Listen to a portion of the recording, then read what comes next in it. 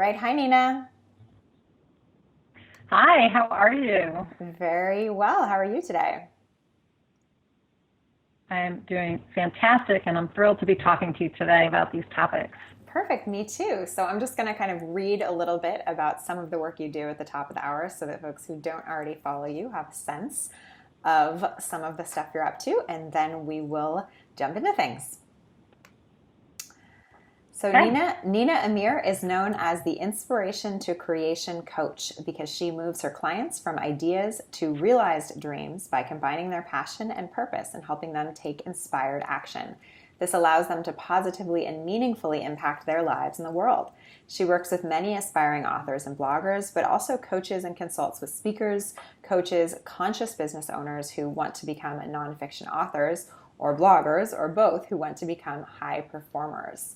She always helps her clients achieve more inspired results as they fulfill their potential and purpose and live inspired lives as their best selves. So, Nina, that's a very high level overview of what you do. I want to kind of get more into how you got here. So, I guess if you could take us back to maybe the point in your story that is important when you sort of explain your journey to becoming this inspiration to creation coach.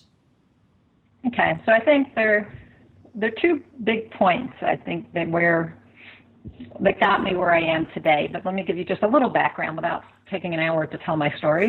I started out as a writer. I always wanted to be a writer. I was writing stories as a kid, and actually even drawing pictures to go with them. And when it came to high school, I told my mother that what I really aspired to be was a novelist because I loved reading novels. And she had, in her great practicality, said to me, only really, really good writers can make a living as novelists. And so I assumed that what that meant was that I wasn't that good a writer or not good enough writer to be a novelist and have a career as a novelist. So I began to look around, and there was a course in high school about journalism taught by a very charismatic man. And so I took that course and realized I could make a living as a writer in other ways that had more to do really with nonfiction. And so I went to college, got a degree in journalism, came out, worked for some magazines, did some freelancing, other things. And at a certain point, somebody asked me to edit a book for them. And we had been told in college that a nonfiction book was just a string of articles all on the same topic put together. And so I thought, well, if I can edit articles and write articles and, edit magazines, I should be able to edit a book for someone. And so I did. And I went on to edit several books, actually at this point, quite a number of books. And two of them did really, really well. But in the process of that, I realized that I wanted to write a book. And so now I was really interested in nonfiction. And in fact, what had happened was in my late 20s, I became very interested in personal development and also in spirituality and metaphysics and all of that. And so what I really wanted to do was write books about that. I wanted to write books that, inspired people to fulfill their potential. And so that was my goal, and that's what I set out to do. I got kind of sidetracked along the way. And so brings me to my first point, really, of what got me where I am. And that is that I was trying to get a book published, and I was struggling some because what they always tell you about publishing is you need a platform. And I had been told this early on. The first book proposal that went out of mine was actually a spiritual book, a metaphysical, well, more spiritual than metaphysical, I'd say. But in any case, I sent it out, my first proposal, and I got lots of great feedback. It's a great idea. Your writing is actually good. The proposal's good, but you don't have platform. And so for anyone who doesn't know what author platform is, it's that built-in readership for your book that's built on social media and speaking and all those things. And so I set out to build a platform, and this was now 4 years into my attempt to get published. And I even had a literary agent at that point. I really was a traditional publishing holdout. I wanted a traditional publishing deal. At that point, self-publishing was pretty new. Anyway, I was about 4 years into it, and or actually it was 8 years into it. And I'd been building platform and building platform and building platform and sending out things. And I had an agent, and then I got rid of an agent, and I got a new agent, and anyway, I get to this point and I'm like, oh my God, I'm working so hard on platform building, and I don't have a book published yet. And maybe this just isn't going to happen for me. Maybe this is a mistake, and maybe this is just too hard. And so I started thinking I might quit and give it up. Maybe it was just a pipe dream.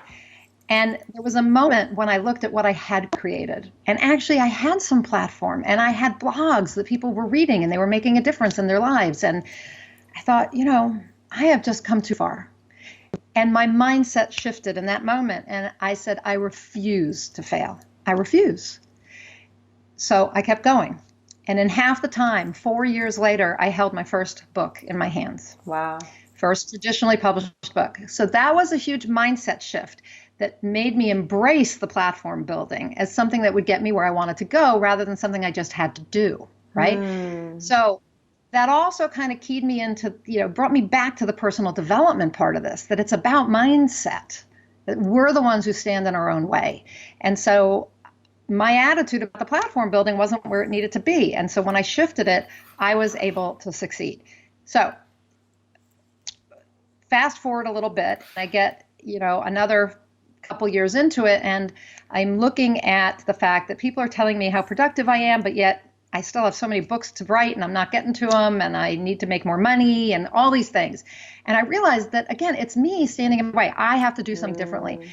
And I had the good fortune of somebody asking me to attend a Brendan Burchard event. So Brendan Burchard, High Performance Academy, and actually was something else. It was an expert industry association meeting, and he doesn't do that anymore. But I was kind of trying to get into the expert industry, writing books and teaching and speaking. And so I went and I got really excited. I was like, okay, this is what I need to do. And I remembered why I was so interested in personal development. I mean, it's my passion to help, to learn for myself and to help others be their best self. And I realized I was not realizing my potential at all. Despite what people thought about my productivity and all, wasn't being productive. And so I went to High Performance Academy. I got a high performance coach, and things began to shift for me. And I decided, okay, I've always wanted to be a coach. And yes, I'm an author coach and a blog coach and a book coach and all these other types of coaches. But the thing that's missing for every person I work with is the personal development aspect. Absolutely. Just like for me. And at this one program, I couldn't believe, the first time I went to that Brendan Burchard event, I couldn't believe the amount of money the experts on stage were spending on personal development. Wow. $10,000, $20,000, $50,000, $100,000 a year they're spending on personal development. And I went, okay, so this is the key. So I became a certified high performance coach. And that's the second turning point for me, I would say, is becoming a certified high performance coach, because I had to live into that. If I was going to teach people how to be high performers, whether they were writers or bloggers or CEOs or dancers or whatever, I had to embody this. And I'm not saying that I'm perfect. I'm not saying that every day I do everything I tell everyone else to do, because it's a journey. Personal growth is a journey. But I think that it shifted everything for me, and it shifted how I focus my business and where I focus my attention. And now I combine that high performance work, the personal growth work, with all the other types of coaching, the author coaching, and I work with tons of writers, but I work with all kinds of people as well, because I think that's the key. And so when how did I get where I am? I think my love of writing and my love of personal development, and also my interest in how we create what we want in our lives. So that goes back to the metaphysics and spirituality. All of that combined, I think, got me where I am today.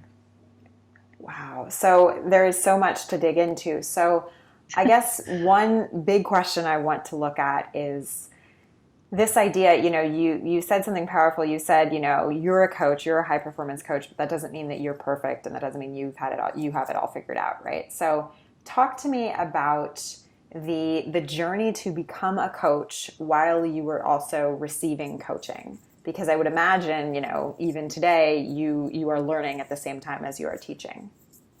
Yes, of course. And I think we're all always learning. And I always say that I think one of the most powerful things is that we teach what we need to learn, right? We shouldn't be afraid not to begin teaching. There's actually a spiritual lesson that's taught in Judaism that it's our obligation to teach. Whatever we know, it's our obligation to teach it. And that by teaching it, we actually move up a step on the ladder of growth, and we open up a step for someone else to move up. So it's this spiritual lesson. Anyway, so I was just finishing up the coaching when I actually entered went and got certified as a high performance coach.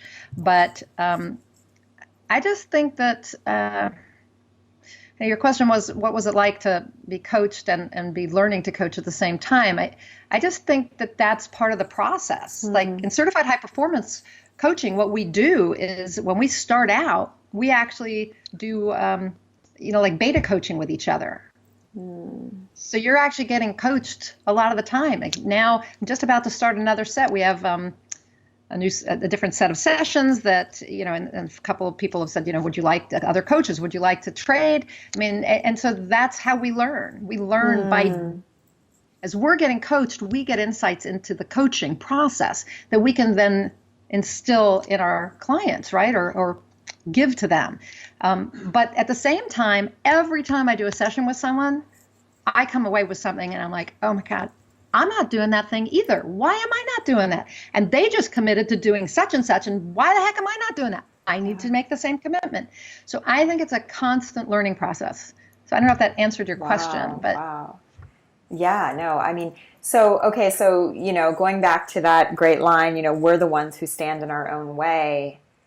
One of the things that I imagine you might have thought when you were sitting in that audience at the Brenda Burchard event and you see people on stage and you're realizing how much they're spending on coaching might be one of the things that I know in Jen Sincero's book, she talks about this of, not understanding the crazy amounts of money that people spend on coaching and being like, how is that possible, right? So I'm wondering how did you decide, yes, I'm going to invest in this and this is important for me, especially hearing some of the numbers. I mean, because sure, these people are high performers and they earn a lot, but still spending $100,000 a year on coaching is a lot, no matter how much you're earning. Right, exactly. So the first coaching I got was actually group coaching. There were a bunch of us who wanted to be coached by high performance coaches, and we got together and said, can we find a coach or two willing to do that? And we did. And so it was a smaller investment for sure, but I think you have to look at the payoff you're getting from this, right? So you want to get somewhere. You don't have to spend $100,000, but you might have to spend several $1,000s, right? But when I decided to become a high performance coach, and this meant I was going to actually get trained by Brendan, and I looked at this and I went, oh my God, it's so expensive. Like the training itself. Now, I'm not even talking about getting coached. I'm talking about now becoming a coach, getting certified. I had never spent that much money on something, I mean, other than college, I had not spent that much money. And I'm not saying it was $50,000. It's not, but it was a big hunk of money and I was not making a lot of money. And I struggled with that a lot because I knew this was where I wanted to go and that I was being given a curriculum and a way to do the work in the world I really wanted to do and felt was important.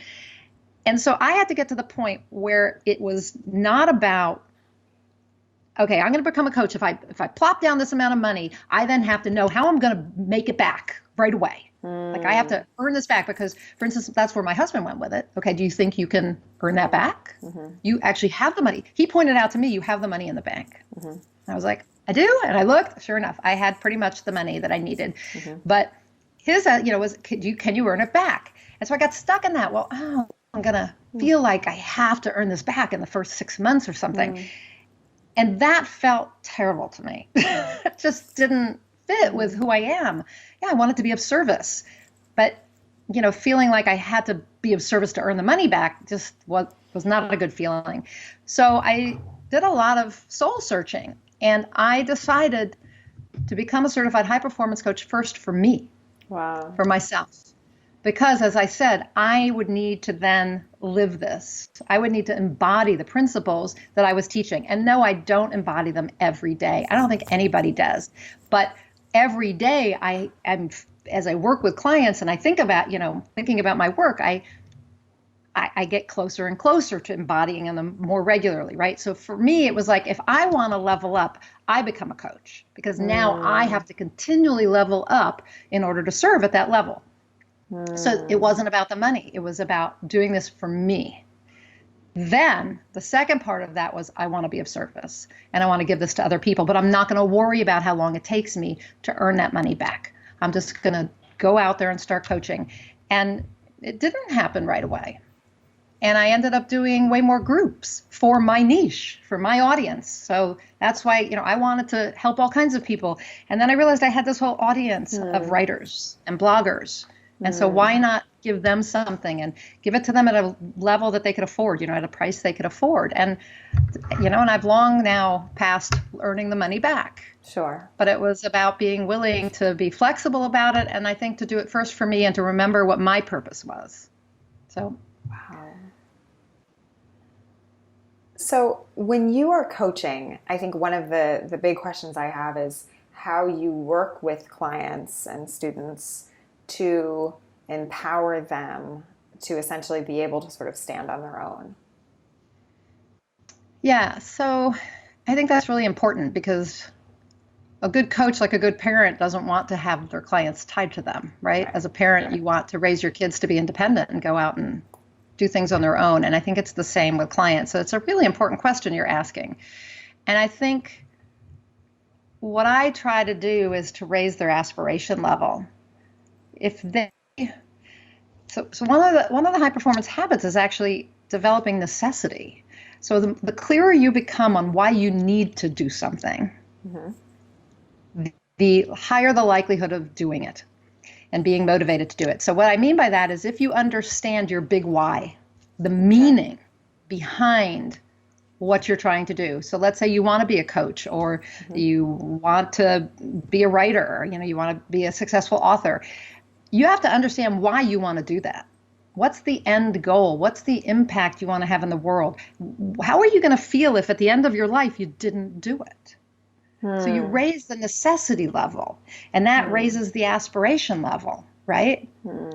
So I think that's the key, because you're not going to be committed to something until you realize it's something you really feel you must do. That without doing this, you are not reaching your potential. You're not fulfilling your purpose. You're not being the person you want to be. You're not having the impact in the world. You're not giving and being of service and contributing. All these things. So you have to know why you want to do this, and you have to be really committed to that why. It has to have strong meaning for you, and that raises your aspiration level. So if you have that feeling of necessity and your aspiration level has been raised, then the only other thing that it's really up to me to do is to help them have the mindset so that they do get out of their way. And so they need to be clear about what do they, how are their thoughts and beliefs and habits stopping them from getting where they want to go.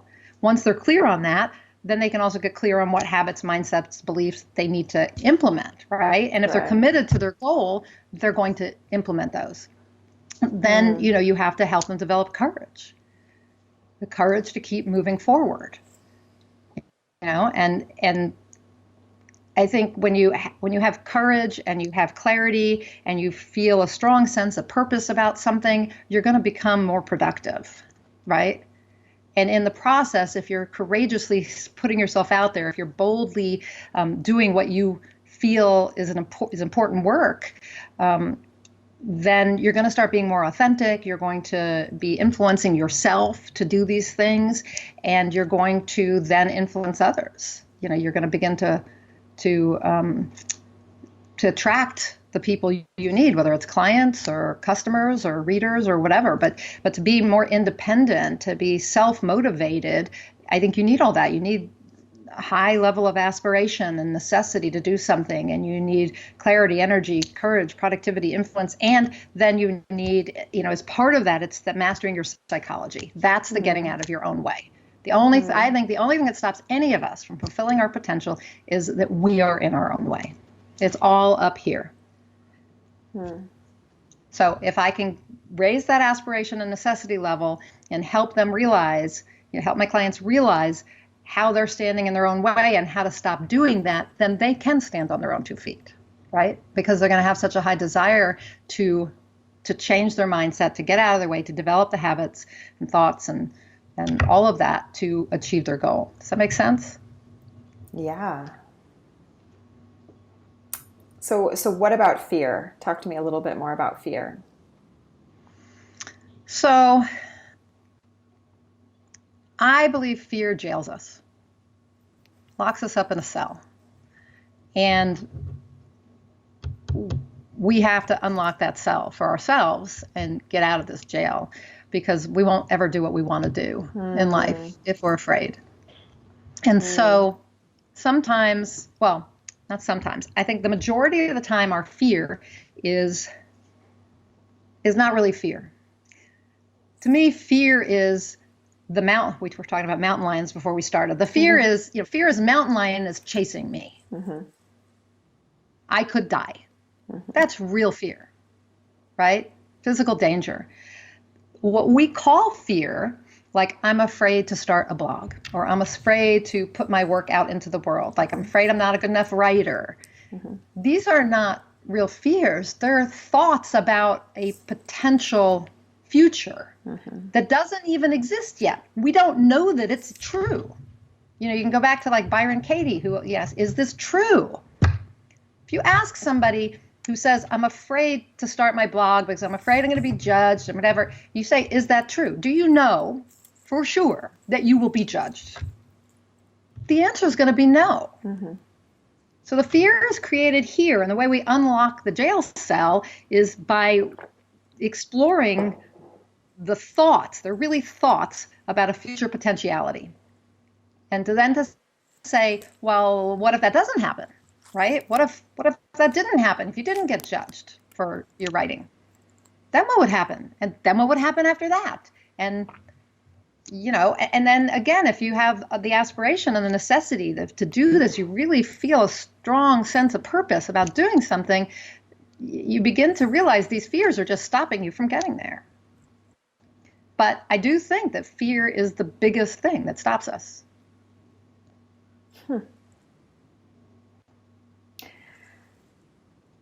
What about little fears? What about fears that crop up every day? Maybe not our really big fears, the big fear that we can't do that big dream, but what about those fears that are happening, every hour? What do we do to start kind of attacking those or ignoring those or whatever the right verb is? I think that we have to acknowledge them and then dismiss them, and maybe transform them. So my background is my religious background is Judaism. So a lot of times my stories come from there. But in Judaism, the word for fear is the same as the word for awe, A-W-E, awe. Very interesting. It's a spectrum. So when you think about these little fears or big fears, you have to say, well, where is this on the spectrum? Because really, you've probably heard people talk about, well, fear is really just excitement, right? Right. And you think about, like, my son is a dancer. I think about him going on stage. He doesn't really have fear right before he gets on stage. It's this mixture of excitement and can I do it? Will it be good? Will I dance well, right? But I'm excited. I get to perform. And, so it's this combination thing. But if you can get to more about the excitement and realize that the fear isn't the little fear, or maybe it's not so little for him, but the little fear is, will I perform well, right? Will I do this? But that's sort of a normal thing. So if we say, okay, that's normal and actually a good thing, it raises my desire to do well. So just acknowledge it as that. This is just a way for me to rise up. It's a reminder that I really have to go out there and focus and really do this well, put my whole self into this. And it's exciting. This is exciting. So when we can change fear into excitement, all the better. But to go back to the awe and fear or terror, I always say, and this would relate to any fear, so small fears or big fears. If you were hiking up a mountain and you got to the summit and there's this gorgeous view and you're looking around and you're just in total awe, right? Amazing physical world we live in. I'm in awe of this view from the top of the mountain. And then you walk a little closer to the edge. And you start to feel a little afraid, right? A little bit of anxiety. And then when you walk all the way to the very edge of this mountaintop, and you're standing with your toes near the edge, and little pebbles are dropping off into nothingness because you're so high up, you have gone from awe to terror, right? You're like, oh my God, this whole ledge could fall, it could just break and I'd be gone, and right? But if you step back just a little bit, you begin to move back towards awe and excitement. And so how do I deal with little fears? That way. Say, how can I just step back a little bit and get out of fear and into excitement and possibility and potential, right? So I think that's what we have to do. It's a little esoteric. I love it.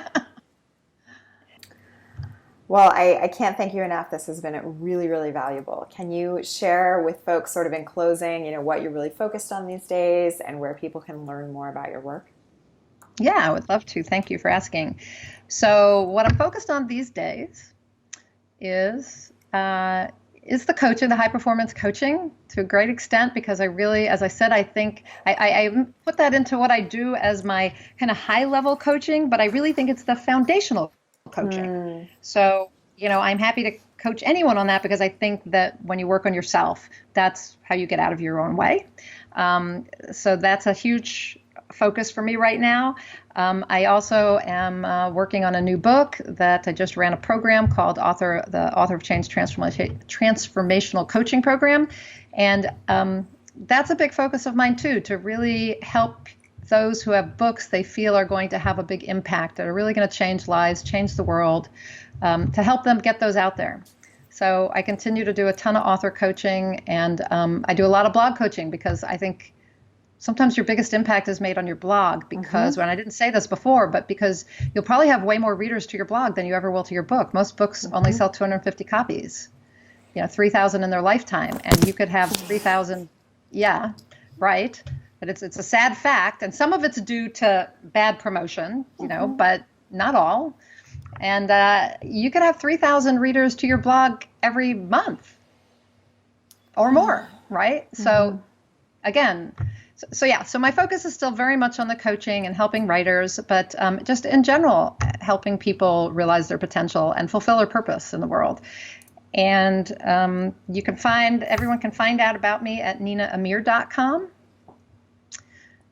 So NINAAMIR.com. If you go there, you'll immediately see a couple of my main offerings. Like I have my Nonfiction Writers University, and I have the high performance coaching, and I have a bunch of other programs. And then if you scroll down, you'll see where you can click, and you can find out about different coaching I do, different programs I have. I have a lot of online courses. So all of that's right there, easy to find. And there's a free ebook at ninaamir.com on high performance habits, as well as every one of my sites. And there's a place for that too, where you can get to each one of my blogs. One of those has a free giveaway as well. So just go to ninaamir.com, and that's it. I love it. Well, thank you so much, Nina. So appreciate your time. Oh, well, it was an honor, and I really appreciate you asking me.